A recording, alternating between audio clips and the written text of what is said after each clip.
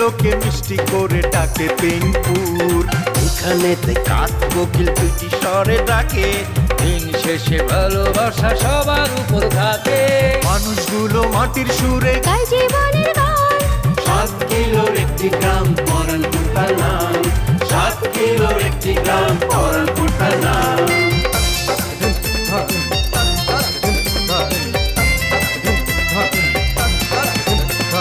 প্রেম নিয়ে হুড়োহুড়ি কেউ বা করে ছুটাছুটি, চলছে জীবন মোটামুটি, সম্পর্কেরই পিছাপিছি, দিন শেষে খায় মুড়ি। তবু তারা হাসি খুশি। প্রেম নিয়ে হুড়োহুড়ি কেউ বা করে ছুটাছুটি, চলছে জীবন মোটামুটি, সম্পর্কেরই পিছাপিছি, দিন শেষে খায় মুড়ি, তবু সবাই হাসি খুশি, গায় জীবনের গান। 7 কিলোর একটি গ্রাম পরানপুর তার নাম। 7 কিলোর একটি গ্রাম পরানপুর তার নাম।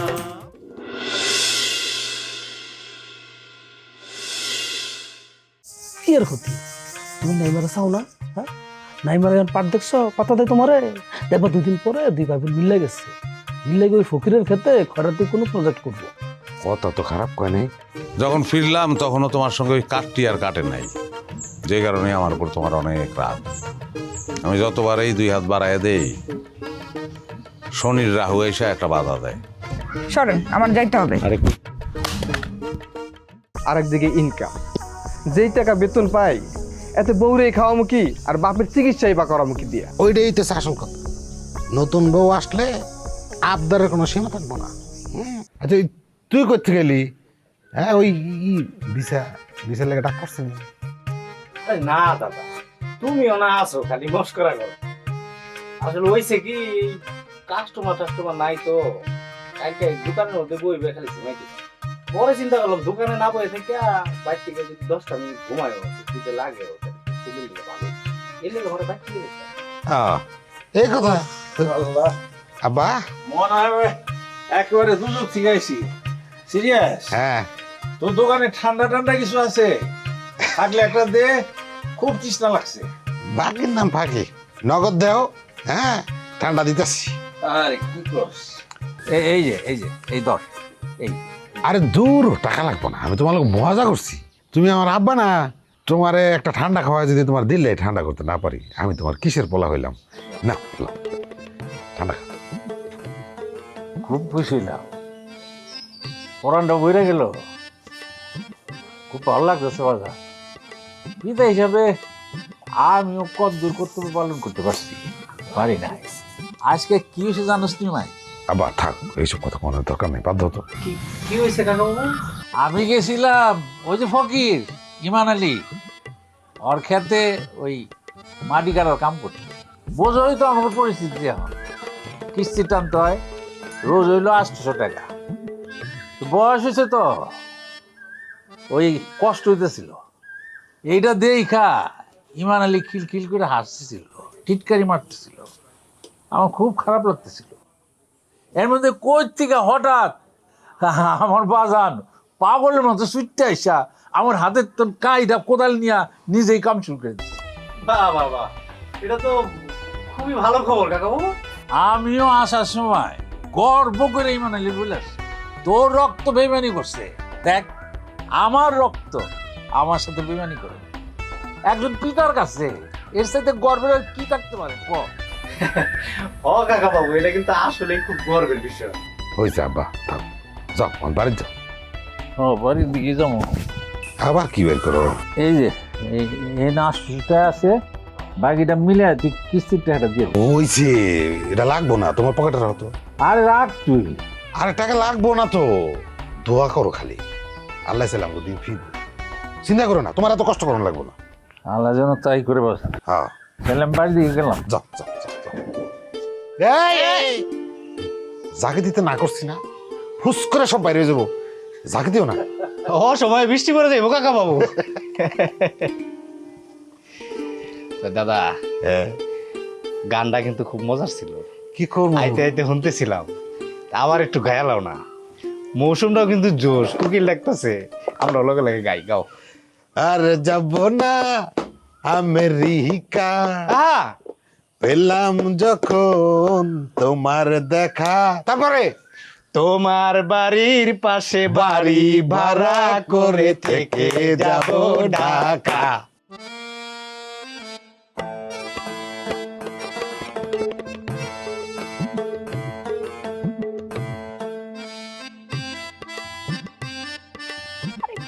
আর উঠা পারবা না তো আহ কোনে নিয়ে যাস বই বাইরে পর বাহনে দেখো না ঢালু রাস্তা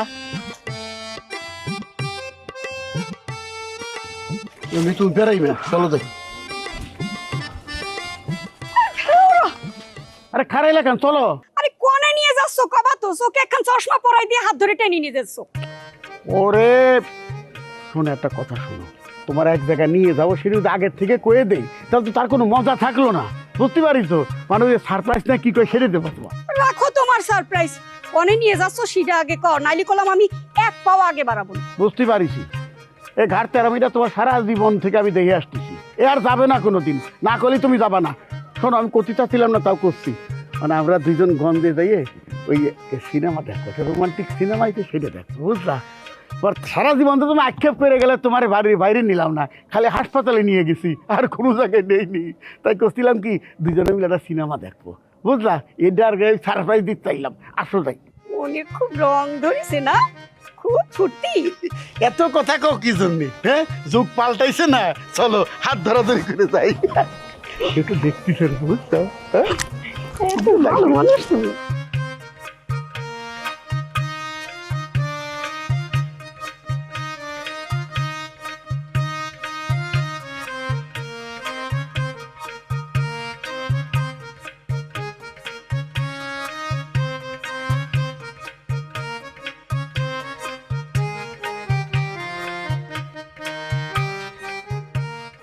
আইছে রে কারে দেখতেছি আমি হাসান আমি না স্বপ্ন এই বাপ মারে দেখে মুখ করে তাকাইলি কেন হ্যাঁ লজ্জা লাগছে খুব না আসলে লজ্জা লাগুনেরই কথা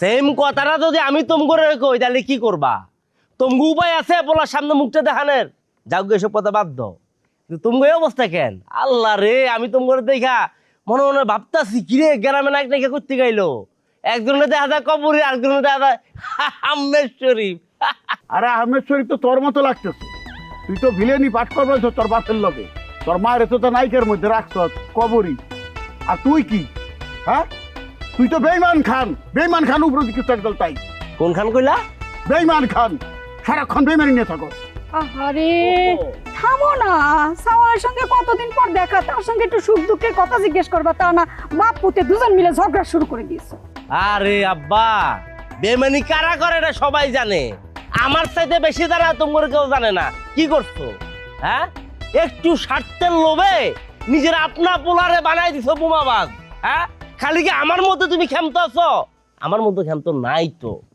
এটা ফকির একটা নির্দোষ মানুষ নিরীহ মানুষ তোমরা মা মাইয়া বাপে মিল্লা ওই মানুষটা ঠগাইছো তার লগে বেইমানি কইরা তার অর্থ সম্পদ যা আছে সব তোমরা ভোগ দখল করতেছো মুখ সামলায় কত কবি খয়রাতি আমরা কেন বেইমানি করতে যাবো বাজান তোর আব্বা কলাম ঠিক কথাই কয়েছে ওই যে ফকির তার জমি জমা যা আছে আমাকে নামে দান করে দিস হায় রে গরিব রে ছোট লোক দানের জমি পাইয়া আরে বাপসাপ না কালা রঙিন চশমা লাগায়া পুরো আটটাছ রাস্তার মধ্যে আর তুই যে খয়রাতি কয়টা পয়সার মালিক হয়ে কাঠের চশমা চোখে দিলি এই কাঠের চশমা তোর চোখে থাকবো না বুঝলি এটা লোহার চশমা হয়ে যাবো কথাটা মন রাখি সেম কথাটা আমি তোম করে কইলাম তোমরা ফকির লাগি কি করছো হ্যাঁ 2 নম্বরই কইরা তার জায়গা জমি লিখে নিছো এইটাও কিন্তু বেশি দিন ভোগ করতে পারবা না যাও গা জমি তো পাইছো মিষ্টি খাওয়াইবা না মিষ্টি খাওয়ামু তোরে তাই না যদি জানতাম যে তুই এরকম ভেজাত হবি তোর ঘরে তোর লবণ খাওয়াই মারতাম আর বিষ খাওয়াই মারতাম আরে থামো তো কতদিন পরে আমার পেটের সওয়াল তারে আমি কতদিন পর দেখেছি বাজান আই বাজান আরে আস্তে আস্তে কি করতেছো তুমি আর দূরে থাকো গায়ে দামি সেন্ট মারছি আমি ফ্রম দুবাই দামি জায়গা যাইতেছি দামি জায়গা মিটিং আছে তোমার লোক জড়াজড়ি করলে বুক মিলাইলে গন্ধায় পড়বো না আমার শরীরে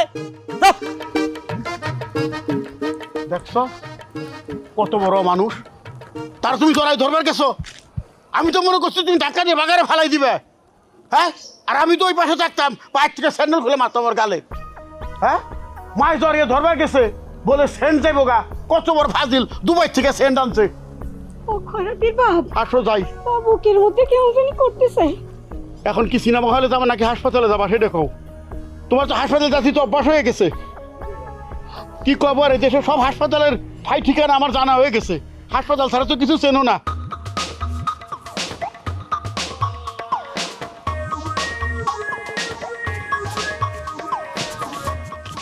আমার এত বড় সর্বনাশ, এত বড় ক্ষতি কেন হইল গো আল্লাহ?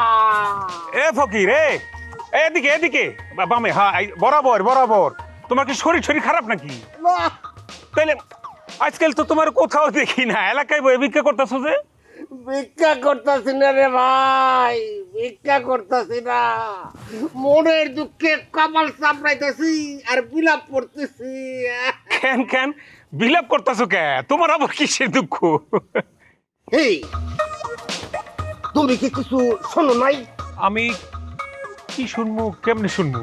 আরে তোমার লগে তো আমার শেষ দেখা হইলো ওই যে নাই গো বাড়িতে যে প্রস্তাব লয়ে গেলাম, এরপর তো তুমি আমার একটা ফোনও দিলে না, খবর বার্তাও জানাইলে। খবর আর কি দেবো রে ভাই, হেরা তো আমার জীবন তো কব্বর দিয়ে দিছে। আমি এখন একটা জিন্দা লাশ, আমি একটা জিন্দা লাশ, কাটিস না রে জংলার মাছ, আমি একটা জিন্দা লাশ। থামো থামো থামো, বাসটা কেডা দিছে? নাই বাসের সাইজটা কেমন আছিল? হ্যাঁ আজকালা বাসি দিছে রে ভাই, আজকালা বাসি দিছে। ও ভাই রে, হেরা আমার বিয়া পড়ানোর কথা কইয়া আমার টিপসই দিছে, আমার জমি বাড়ি ঘর সব দিয়ে দিছে রে ভাই। সর্বনাশ, কও কি আসলেই? ও কাজী এইদিকে কও। আচ্ছা, আমগো গ্রামের মধ্যে তো একটাই কাজী, তাই না? গঞ্জে হ্যাঁ, ওই যে আজিজ মিয়া, রেজিস্টার্ড কাজী। ও ভাই, হ্যাঁ মোবিলে একটা কল দিয়ে একটু জিগাও না ভাই, আমগো গ্রামে গত ৩-৪ দিনের মধ্যে সে কোনো বিয়া শাদী পড়াইছে কিনা, সে কি ঘুষ খায় নাকি খায় না? বস্তা ফিরুল্লাহ, আরে সে ঘুষ খাইব কোন দুঃখে? ৩-৩ বার বেচারি হজ করে আসছে আদি সাহ। আচ্ছা খারাও, আমি তোমার খবরটা লইয়া দিতেছি।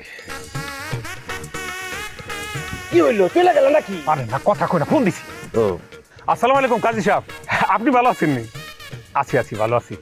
ওই হয়েছে কি, একটা খবর জানানোর লেগে আপনার একটু স্মরণ করলাম। হ্যাঁ, ওই আগামী গত ৩-৪ দিনের মধ্যে কিপুর রায়পুর পরানপুর এলাকার মধ্যে কোনো বিয়া শাদী কি করাইছেন আপনি? আপনার মাধ্যমে হয়েছে? জামাই আন্দা ওই যে জামাইটা একটু আন্ধা, চোখে দেখে না। না আচ্ছা ঠিক আছে, রাখি, দেখাইবেন। আসসালামু আলাইকুম। না রে ভাই, এরকম কাউরে করায় নাই। বাইরে কোত্থেকে জানি ভুয়া কাজী সাজায় আনছে, ভুয়া সাক্ষী আনছে, আয়না আমার কবুল পড়াইছে, আমি কবুল পড়া টিপসই দিছি। আমি তো ভাবছি যে বিয়ার পরে যে সিগনেচার লাগে ওইটার বদলে মনে হয় আমার টিপসই নিল, কিন্তু তারা যে আমার দলিলের উপর টিপসই নিয়ে সবকিছু দখল করে দিছে, এইটা তো বুঝতে পারি না। বুঝতে পারো নাই, তার মানে ভুল করছো। এখন বৈশা ভুলের মাসুল গন্তে থাকো। আমি যাই, আমার আবার 10 গ্রামে দৌড়াইতে হয়। গেলাম। হায় রে খোদা, কোথায় যাব, কার কাছে বিচার দেব? এই ফকির, এই ব্রেক, আরে কি ঘুরো, লাঠি হাতে খাদের মধ্যে যায় পরকা। ডানে ঘুর, সোজা হাট, বরাবর যাইবা। মাথা ঠিক নাই, সব কিছু হারাইয়া আমি এখন সহায় সম্বলহীন ফকির হয়ে গেলাম রে খোদা।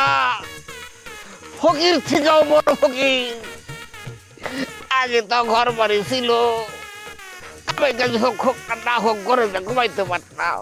গেঞ্জো একটা কাজ করতে পারবা? কি কাজ ভাই? একটা দড়ি আনো, আর একটা লাঠি আনো।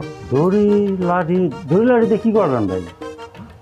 ও কুরবানির গরু আনাইবেন বুঝছি, কিন্তু ভাই কুরবানির তো অনেকদিন বাকি, কিন্তু আমি তো বইয়া থাকবো না। মাস্টারে আমার বৈশাখের কথা শুনাইছে, কিন্তু আমি কি বৈশা রয়েছি? না, আমি বৈশা থাকার মানুষ না তো, আমি কাজ অ্যাডভান্স করে ফেলাই। হ্যাঁ এর লেগে কোরবানি যত দেরি থাকুক আমি কাজটা করে ফেলাম। এটা কিন্তু ভালো করছেন ভাই। ভাই গরুটা কি মীর কাদিমের গরু নাকি? মীর কাদিমেরও না, অস্ট্রেলিয়ানও না, এটা ক্রস। যাও দড়ি লাডি আনো যাও। আচ্ছা ভাই।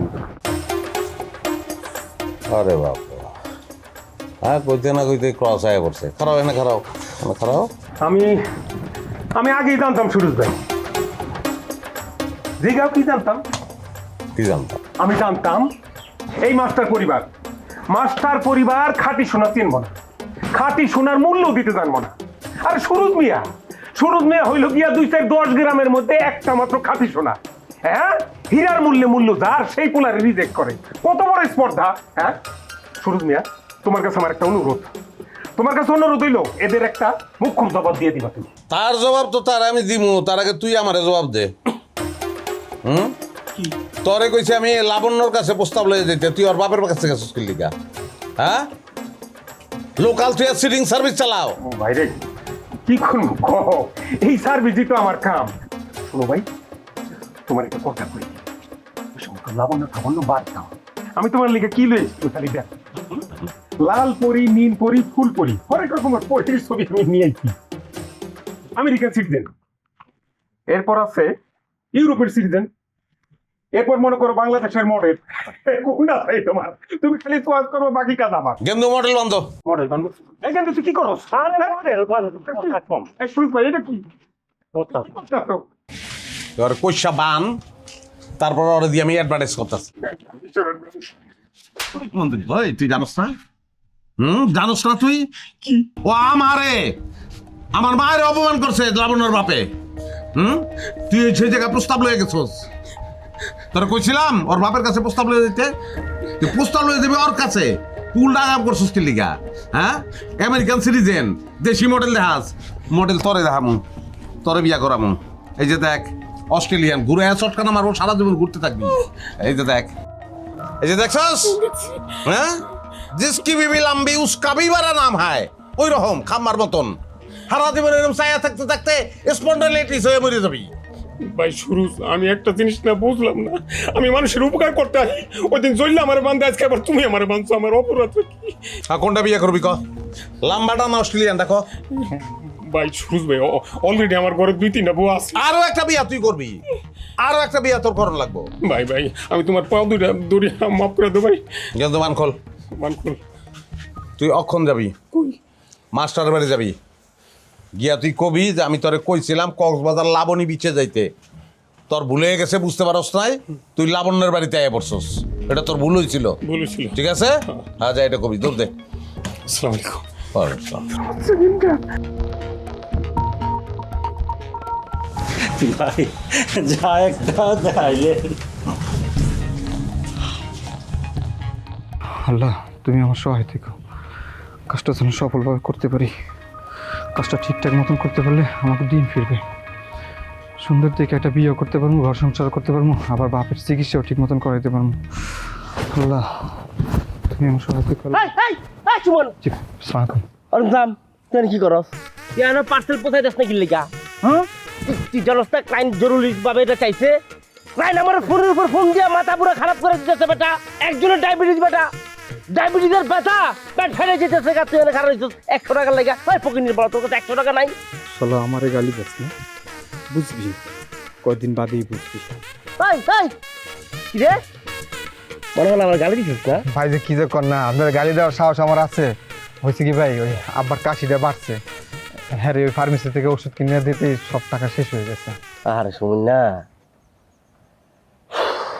তুই পুরো ব্যাক কেল রে, বুদ্ধিহীন মানুষ একটা তুই। মরাটাই না লাভ আছে? হ্যাঁ, এটা এমন মরবো হেমন মরবো, কয়দিন পর টাকা খরচ করে লাভ আছে? মায়া এটা ভুলে যা, ত্যাগ কর। আমার দেখে চিন বেটা, দেখছো আমার কোনো মায়া আছে? বাপ মা ভাই বোন যা সব সব তালাক দিয়ে দিছি বেটা। মায়া ত্যাগ না করলে জীবনে শাইন করতে পারবি না, বুঝছ না? আজকে আমার অবস্থাটা দেখ, খালি মায়েরা ত্যাগ করছি দেখে এই অবস্থা আমি যেতে পারছি। এই জন্যই তো তোমার উপর দিয়ে মায়া ছাড়ে দিছি খরা দিবি।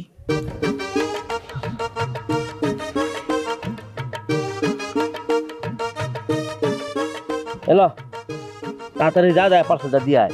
মনে আছে তো কার কারে দিবি?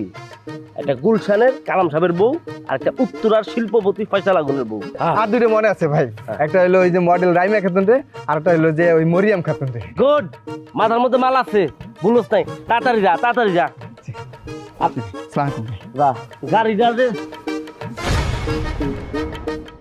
আর আপনারেও কই, আপনি একটা বুঝদার মানুষ হয়ে ওর প্রেমে পড়তে গেলেন কেন? দেশে কি আর মাইয়া খুঁজে পান নাই? আহারে বোঝো না কেন, খুঁজে কোথায় পাবো? আমার একটা দুর্বলতা আছে না, আমি হইলাম আমদা, যাই না শুনে কে পড়বো আমার প্রেমে বান্দা। তো দাদা তুমি যাই কো, এটা কিন্তু খাওয়ানটা ভালো না, এটা খাইও না। একেবারে যে খাই না তা তো না। নাইমার দুঃখটা যখন বুকের ভিতর লারান দিয়ে ওঠে তখন একদম মাঠের কোনায় যাই দুইটা টান দিয়ে আবার আয়া করি, বুঝছো? কই সে টান মারি আমি। লেকচারের জায়গায় কি কোনোভাবে আমারে বসানো যায় না? কি কইলি তুই? ঠিকই কইছি, খালি তুই যদি রাজি থাকস। লজ্জা শরম নাই তোর? লজ্জা শরম নাই?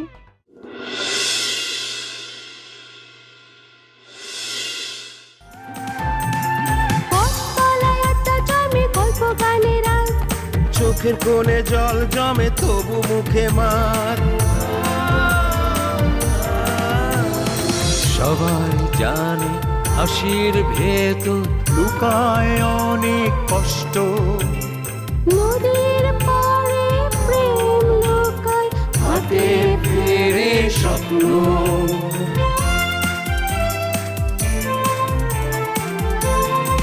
তবুও মানুষগুলো মাটির সুরে গায় জীবনের গান। 7 কিলোর একটি গ্রাম পরাণ খোঁচার নাম। 7 কিলোর একটি গ্রাম